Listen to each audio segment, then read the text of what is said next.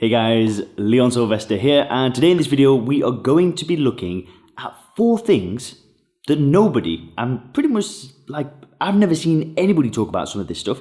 They don't talk about these things when you're trying to stop drinking. These are 4 amazing things that can start the transformative process of shifting your mindset and your ideas around alcohol and what it is and what kind of things it does for you in your life. So this video is going to be awesome, so stay tuned.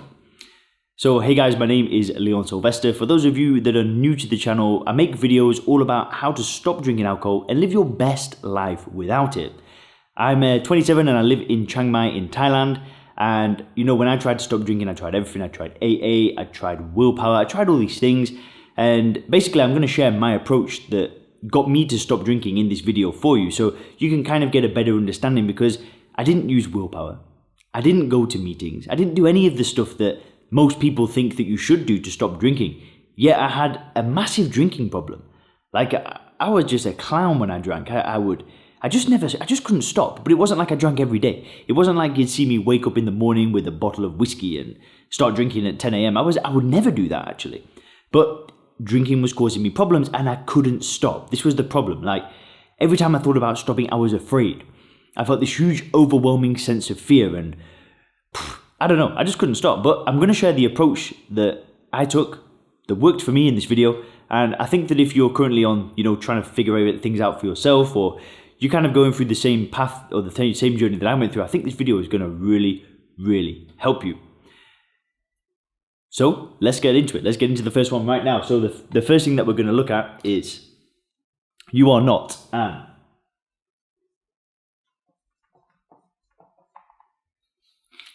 You are not an alcoholic.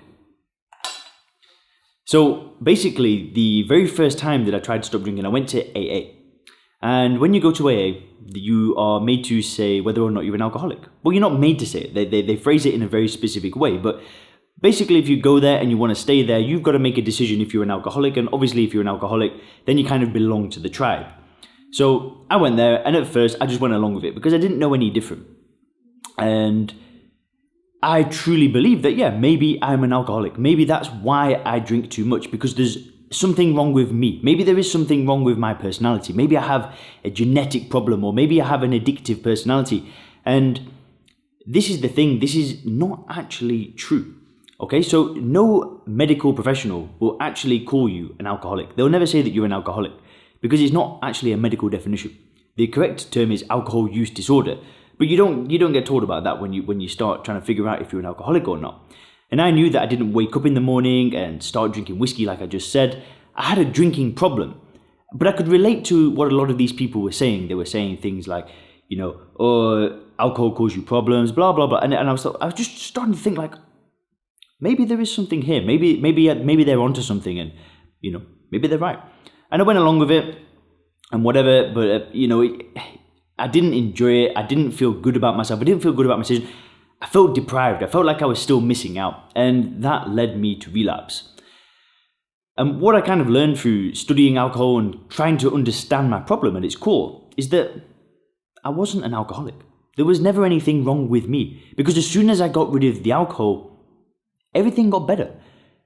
And if there was a problem with me and my personality and who I was at the core, then surely things wouldn't be going well now, but they are. So I kind of want to start this video off with a really strong point to tell you that you are not an alcoholic. If you look at the questions I'm not bashing AA, okay? I just really want to put that out there, because my mum goes to AA for 20 years and it saved her life, and maybe I wouldn't have had the upbringing that I've had if it wasn't for AA. So I actually owe AA so much. But at the same time, there are flaws that I don't agree with. Now, if you go to AA, turn the video off now. You wouldn't need to be watching this video anyway. But I'm going to assume that you've got a problem and you're trying to find solutions still. And you may have tried AA. You may have thought of yourself as an alcoholic, but you're still in the same situation where you're still trying to find a solution to your problem. So I just really want to put that out there. But yeah, like I said, you are not an alcoholic. Because when you get rid of the drug, good things happen again. And if you are to repeatedly drink alcohol again and again and again and again and again, okay, and you develop an addiction to it, That is not because of your personality. There is nothing wrong with your personality. If you were to go and drink that drink again and again and again and again and again, and it's going to slowly increase over time, that's the nature of a drug, right? Because alcohol is a drug. This is what society seems to have missed. Like, it's still a drug, the same as cocaine, the same as heroin, the same as caffeine. It's an addictive drug. And if you keep taking it, you are going to increase your intake over time. It's an absolute no-brainer. But that doesn't mean there's something wrong with you. Because cigarette smokers don't have to go, and after they stop smoking, they don't have to start calling themselves a nicotineaholic for the rest of their lives. So why does an alcoholic have to do it? It doesn't quite make sense. You've also got to realize that if you go to Alcoholics Anonymous, they will ask you specific questions like, have you ever had memory lapses? Have you ever drank more than you intended to? And there is not a single drinker on the planet that would not answer yes to one or more of those questions. Maybe 1% of drinkers might not answer yes, but I can tell you that pretty much every single drinker, normal drinker, will answer yes to some of those questions. So in the alcoholics theory, anybody could be an alcoholic. I'm not buying into it. It's nonsense. So yeah, this is the first thing that you've got to understand, is that you are not an alcoholic. There is nothing wrong with you. If you have drank an addictive drug again and again and again and again, and your intake has gone up, that is the nature of the drug, not a nature of you as a person. You've got to understand that. Because that, for me, was absolutely mission critical.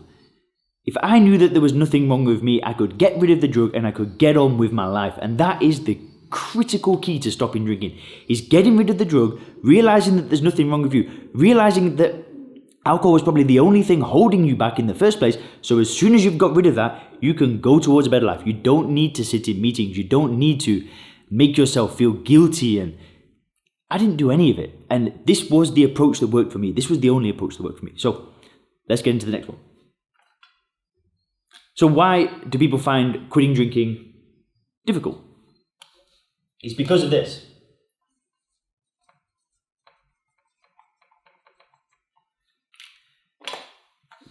It's the conditioning that is stopping you.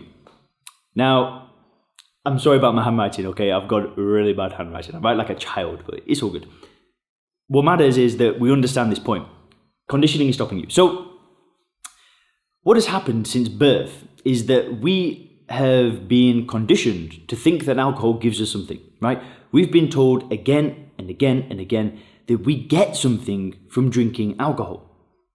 Right? And if you're watching this video right now, you probably think that alcohol gives you something, because if you realize that it didn't give you anything, you wouldn't drink it. You must think that it helps you relax. It helps you feel a part of a party. It helps you feel more confident. It actually doesn't do any of this. And this is all just part of this key word, the conditioning. We have been conditioned to think of alcohol in this certain way. And that's been through years of media, of advertisements, of seeing it in movies, of seeing our families, of seeing our friends, of seeing it associated with good times. This has gone on for people's entire adult lives. So they think that alcohol gives them something, okay? And now, the next critical part of this is that when people want to stop drinking, is they are told that they have a very limited amount of ways to do it. So number one is to go to Alcoholics Anonymous, right? You go to a doctor, they will probably end up recommending Alcoholics Anonymous to you. They may say that you need to go to a rehabilitation, spend $45,000 a month to go to a rehab. Or they may say that, you just need to cut down, you need to moderate, you need to go for the recommended daily allowance of healthy alcohol consumption. Like, oh, please. But the whole point is that nobody ever says, well, just stop. It's a piece of cake. You can just stop. Why does nobody say that? Well, because we're conditioned. We're all kind of believing this big fabrication that alcohol gives us something. And the only way that you can find stopping simple is by understanding the conditioning. And when you're able to understand the conditioning, the desire to drink just disappears. It's like, oh, well, I can understand what's going on here. I'm not getting fooled by this anymore. Like, I can see it so clearly. And the desire just disappears. And this is why we'll go to the next point now. And it's that stopping drinking is actually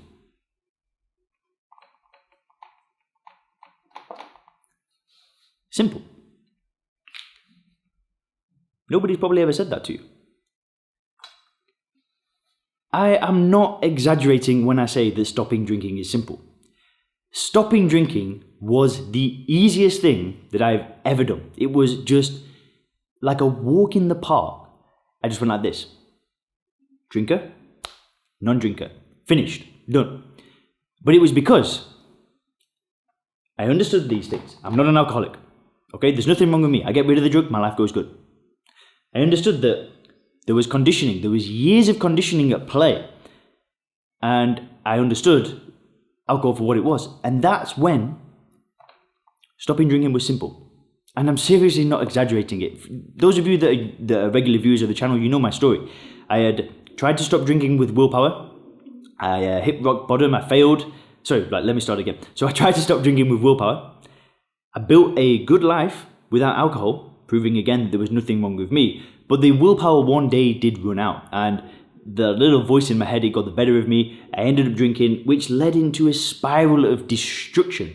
And by the end of 7 or 8 months, I was in a bad position. But I started delving deep. I started reading books. I started watching videos, and I started trying to understand my problem at its core.